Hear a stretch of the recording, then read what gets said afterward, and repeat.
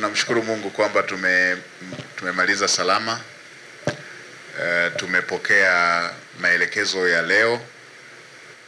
Tutaunganisha na yale ambayo yalishakwisha kutoka kupitia dira, ilani ya uchaguzi, mpango wa miaka mitano na ule wa mwaka mmoja na maelekezo ya leo, pamoja na yale ambayo yalishakwisha kutolewa, tukianza na yale ya siku 100 ili tuanze kukimbia tuelekee mbele. Nilisema juzi pale, naendelea kusisitiza kila mwanatimu member lazima tuende kwa gia ya kupandia mlima, ya kukatisha kwenye mawingu, ya kukatisha kwenye mawimbi ya bahari. Lazima tuwafikie Watanzania kule waliko.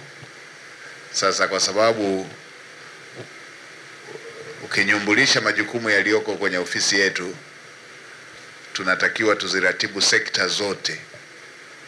Kwa lazima kwa wakati kila kitu tuende nacho kwa kasi inayotarajiwa kuwapatia Watanzania matokeo ya haraka.